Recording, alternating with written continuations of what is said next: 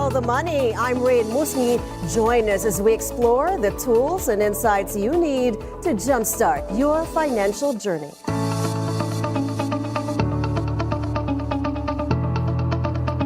In recent developments, the British Chamber of Commerce Philippines, or BCCP, has been actively engaging in initiatives to bolster UK-Philippine economic relations.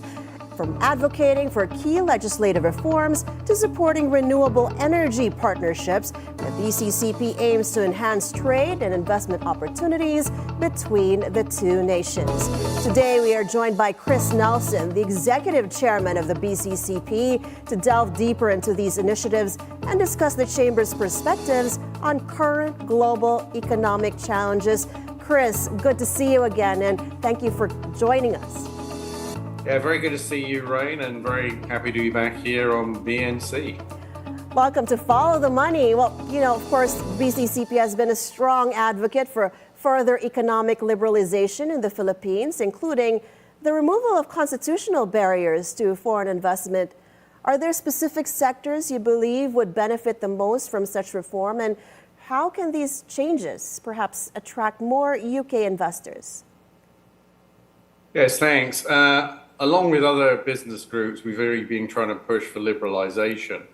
And there has been efforts, and I just want to acknowledge that. I mean, the Retail Trade Act, the Foreign Investment Act, but we want to see these continuing. For example, specifically, if you look obviously in the Constitution, there are limitations on ownerships in mass media, in some of the utilities, obviously in trade, and some below a certain level. And what we think is, what we're also looking at is the land. Now, there is a proposal to extend the leasing of land from 50 years to 90 years. And I was quoted as saying that that's actually an improvement, which is true. But of course, the company still doesn't own the land. And I think what we're looking at as companies, as the UK is the infrastructure opportunities that exist in the Philippines, particularly on renewable energy, and in other sectors to make that economy more robust. We've already seen investments in renewable energy from the UK side, but I think it will continue to grow if we can open the sector, and also, of course, for us, particularly in the retail sector, as we see opportunities, particularly in food and beverage. Right, and with the UK's recent accession to the Comprehensive and Progressive Agreement for Trans-Pacific Partnerships, what potential benefits and challenges do you foresee for UK-Philippine trade relations? So look, the UK is part of CPTPP. We're one of 12. I believe that the UK is the second largest economy there. We have Japan, Chile, Australia. I believe Vietnam is also a member. We recently had an event on the 30th of January where it was attended actually by the Secretary of Trade and Investment, Secretary Roque, and we also had Undersecretary Alan Gepti. And Alan Gepti said that they are looking at joining CPTPP because this will also give them a wider area. They're looking at other trade opportunities. And of course, with the UK there, that further upgrades the trade relationship between the UK and the Philippines.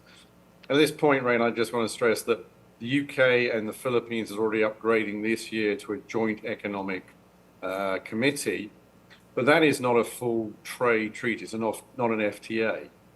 And of course, the Philippines is looking to explore that. The challenge is, I'm sure, similar to when there was challenges over the Philippines joining RCEP. And that is that, of course, when you have lowered tariffs or barriers, then also not all sectors will benefit and there will be increased competition. And so that will always be a challenge to some areas.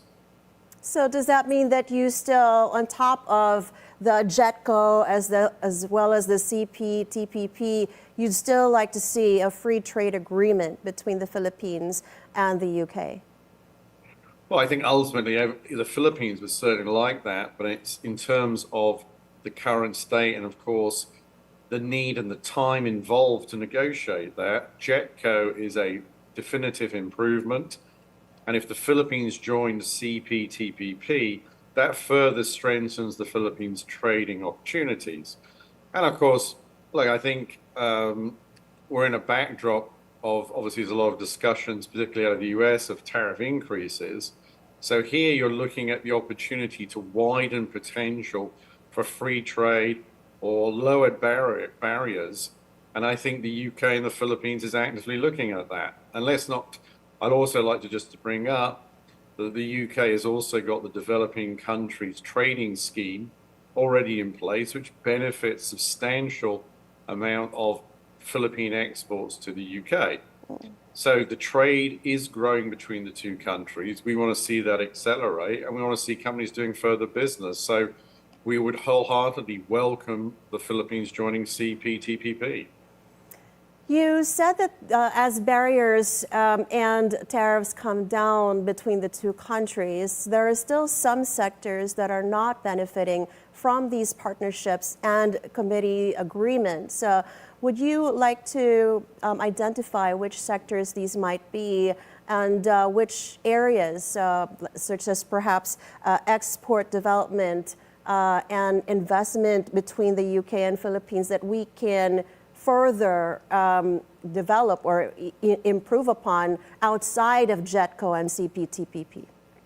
Sure. I mean, if I read correct, within the Constitution, there are limitations on ownership, particularly within utilities. There has been some improvement there, but there could be a benefit, and I know now renewable energy is 100% ownership, and this is going to be a big push.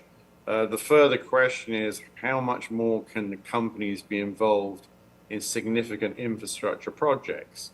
Let's also recall the Philippines would like to obviously have a target GDP growth rate of 6%.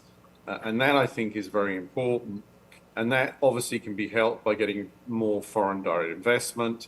For example, next week, we're going to meet with the Director General from PESA, Theo Panga, to see what opportunities, and they're looking at also doing, I believe, a visit to the UK.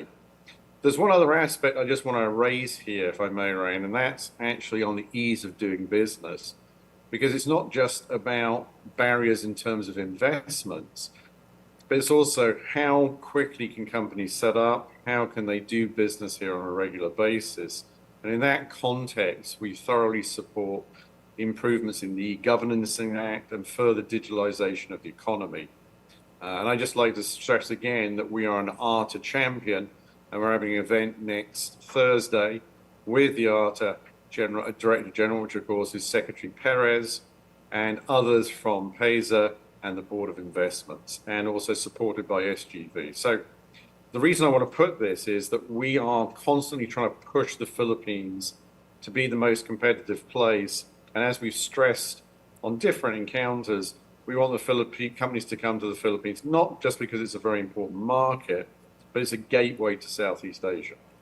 As a gateway to Southeast Asia. Now, of course, taking off from that and picking up on some of the rhetoric or perhaps some of the communications that new U.S. President Donald Trump has been making about tariffs as well as chips. We were just speaking with PESA last week, and they were saying that there really is a huge opportunity in critical minerals here in the Philippines, mining them. But as we were talking to the Management Association of the Philippines just the other day, they were saying that yes, we can develop mining here in the Philippines, but we need a lot more energy to do that. Do you agree with that? Given the global emphasis on renewable energy, are there partnerships or initiatives that the BCCP is facilitating between the UK and Philippine companies in this sector? Yeah, so taking the points in order, if I can just first of all comment, obviously, under President Trump, there are obviously a number of announcements, particularly in the case of tariffs. That, I think, if you look at the way the markets, I'm talking the stock markets, are reacting, it's very much, I think, a wait and see. If I look at them, we've had a look at the Philippines. The Philippines is exporting principally a lot of electronic goods to the US, electronic materials. They have relatively low tariffs, so they may not be so badly affected, but they could be caught up in that. So tariffs, I think, is an analysis and obviously much more affected of those countries nearby, principally, of course, at the moment, Canada and Mexico.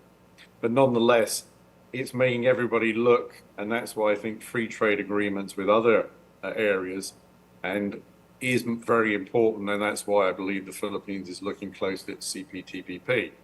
Now, coming back to your specific point, the Philippines does need support on energy, particularly in renewables. If I recall correctly, there's a commitment to be at 35% renewable energy by 2030, and then it goes up. And in that respect, last year, the largest investor, it was an investment fund, it's called Actis, and they have actually invested $600 million in a solar hybrid energy project in the Philippines. So yes, energy will be a key requirement, and there's clearly a push for renewable energy, and the UK can assist in that matter. Mm-hmm. Well, we have a lot more to talk about when it comes to UK and Philippine relations, but we do have to pause for a few reminders. When we return, we'll explore the BCCP's role in fostering UK-Philippine renewable energy, plus other partnerships. How could they shape the country's future? Stay on BNC and follow the money.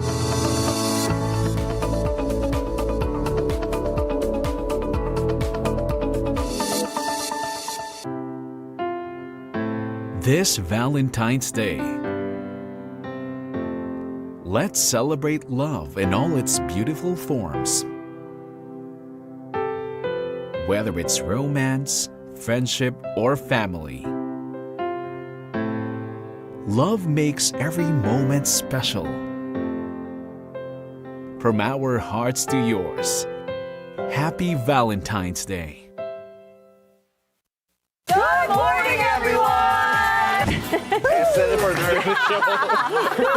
I'm Pablo Del Rosario. Let's get you up to speed with some news that you could use right now. Rise and shine, beautiful people. I'm Ann Asus Perillo. And I'm Monique Susan. Your mornings are always more fun with us. Now, It's a Beautiful Day is also nominated for Best Morning Show.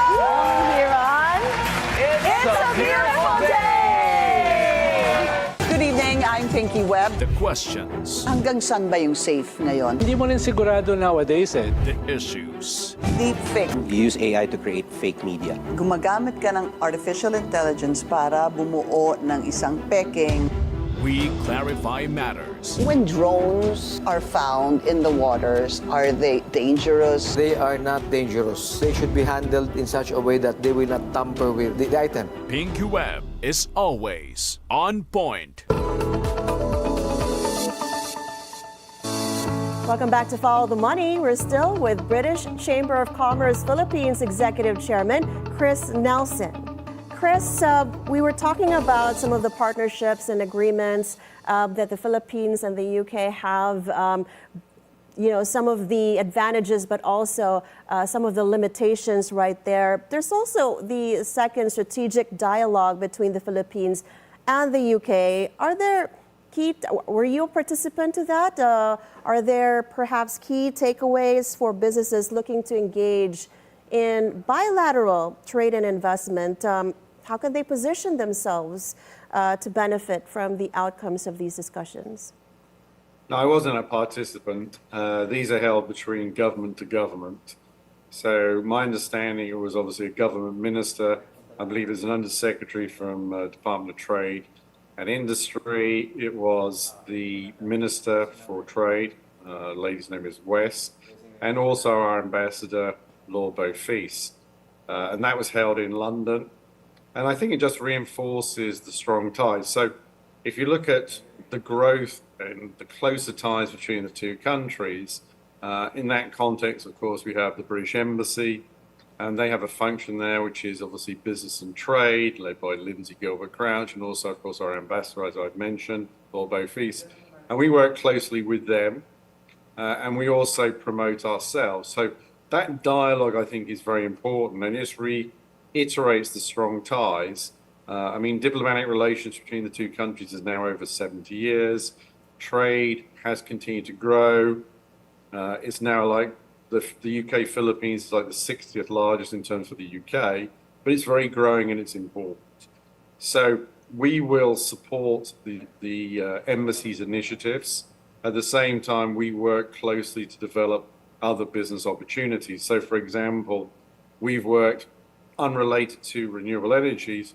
We've worked very closely with a trade board in the UK, the Agricultural Horticultural Development Board, and that has led to a significant growth in the export of British pork, which has significantly also helped in terms of food inflation because it's assisted in supply in an area where the Philippines is suffering locally because of African swine fever. That's just an example where we all work collaboratively together. But there are lots of opportunities here, as you rightly said, not just in the infrastructure and the renewable energy sector, but also in the beverage and food sector and across a whole wide range. And we're constantly trying to highlight to UK companies through our partner chambers in the UK the opportunities that exist in the Philippines. And I attended the Philippine Economic Briefing led by Secretary Recto, which took place in October last year in London. Chris, you mentioned already some of the trade between the UK and the Philippines and that it continues to grow. Do you have with you on hand some of the data there by how much on a year-to-year basis has it been growing, and what is the trend? Is it still agricultural products, if I'm not mistaken, that's still at the top of the trade in terms of volume? Yeah, no, actually it's more so for the Philippine side. I think it's more on the electronic side, but there's also agricultural products. On the UK side, similarly, I think also pharmaceuticals is there. And number two is meat and meat preparations, which is a reflection of the work done by ourselves, NAHDB, and the food exporters. And in that context, we endorse also the work of NADA and President Marcos because they've extended the lowered tariff rate. And therefore, we would encourage, obviously, those exports to continue because it's helping with the fight of inflation. If you look at growth, the Philippine side grew. The UK side was slightly down, I believe, for 2024. But overall, it's hit an all-time high of 2.9 billion between the two countries. And that's set to grow even more. I believe that will happen with JETCO.